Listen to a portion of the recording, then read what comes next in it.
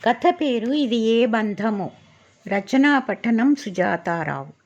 అన్నయ్య, నీకు హోమ్మేడ్ పంపిస్తున్నా, ఈసారి వద్దనుకో, వింటున్నావా? డాక్టర్ వత్సల ఫోన్ చేసి తన అన్నకు గట్టిగా చెప్పింది. ఎందుకమ్మా అంత శ్రమ? యుద్ధంలో 2 కాళ్ళు పోయినా గుడిగంటల సినిమాలో ఎన్టీఆర్లా వీల్ చైర్లోనే నా పనులన్నీ చేసుకుంటున్నాగా. బరువైన పనులు డ్రైవర్ చేస్తున్నాడు. వద్దులేమ్మా.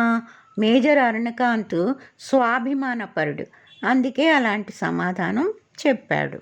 అన్నయ్య, నీ చెప్పేది విను. ఇంతకాలం చేసుకున్నావు. నీది పెరిగే వయసే కానీ తరిగే వయసు కాదు. నాకేం ఇబ్బంది? నేను కొత్తగా జీరియాట్రిక్ సెంటర్ పెట్టాను. అందులో 10వ తరగతి పాస్ ఫెయిల్ అయిన వారికి ట్రైనింగ్ ఇస్తున్నాం. వారికైనా జీవనాధారం కావాలి కదా.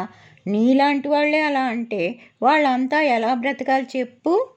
జపాన్, జర్మనీ దేశాల్లో రోబోట్లతో పని చేయించుకుంటున్నారట. మన దేశంలో ఇంకా మనుషులకు కొరత రాలేదు. ఇంకోటి తెలుసా? ఆ రోబోట్లు కూడా అలసి సొమ్మసిల్లిపోతున్నాయట. విచిత్రం కదూ. మనుషుల్లో మమత, వాత్సల్యం, ప్రేమ నిండిన హృదయాల్లో అలసట, ఇబ్బంది ఏముంటుంది చెప్పు? ఇంకేం మాట్లాడుకో, పంపిస్తున్నా అంటూ ఫోన్ కట్ చేసింది వత్సల.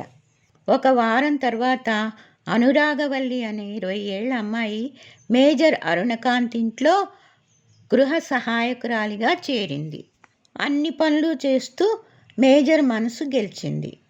తనకు మేజర్ క్రమశిక్షణ, మృదు స్వభావం, అన్నింటినీ మించి స్త్రీలపై అతనికి ఉన్న ఆదరణ వల్లికి బాగా నచ్చింది. ఒకరోజు వంట సామాను కొనాలని మాల్కు వెళ్ళింది.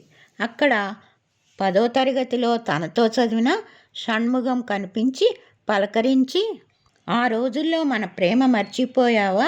ఇప్పుడు నాకు ఉద్యోగం వచ్చింది. నా జీతంతో మనిద్దరం బ్రతకొచ్చు. నాతో వచ్చే అని ప్రాధేయపడ్డాడు. సారీ షణ్ముఖ, మా మేజర్ అంటే నాకెంతో ఇష్టం. చేసుకుంటే ఆయన్ని, లేకపోతే సేవ చేసుకుంటూ ఇలానే ఉండిపోతా అంది వల్లి దీన కంఠంతో. నీకేమైనా పిచ్చా? ఆయనకి 77, పైగా 2 కాళ్ళు లేవు. నీకు 20 ఏళ్ళు. ముసలాడితో పెళ్ళా? చదివేస్తే ఉన్నమతిపోయిందట. నీకు ఉద్యోగం వచ్చాక అన్నీ మర్చిపోయావు. వస్తా అంటూ షణ్ముఖం కోపంతో రగులుతూ వెళ్ళిపోయాడు. 3 రోజుల తర్వాత మేజర్ అరుణకాంత్ వల్లి, ఓ మాట అడుగుతాను, చెప్తావా అని అడిగారు. అదేంటి మేజర్, అడగండి. వల్లి ఏం అడుగుతాడో అని ఆతృతతో ఎదురు చూడసాగింది. నువ్వు ఎవరినైనా ప్రేమించావా? ఆ మేజర్. అతని పేరు షణ్ముఖమా? కాదు మేజర్, అరుణకాంత్.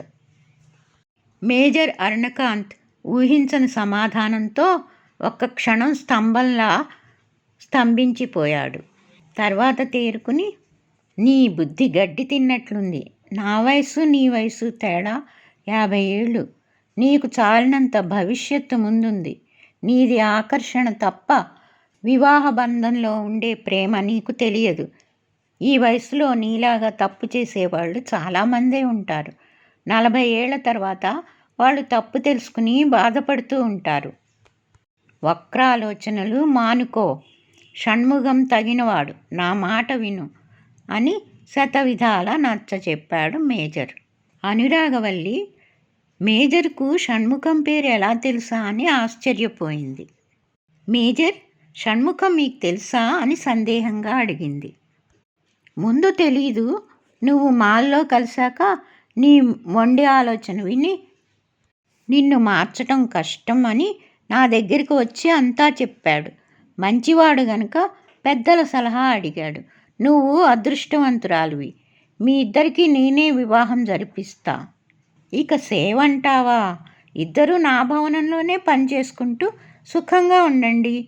నాకు మనవలు మనవరాళ్ళతో ఆడుకునే అదృష్టం కలుగుతుంది. కాదనవు కదూ అంటూ వల్లిని ఒప్పించాడు మేజర్.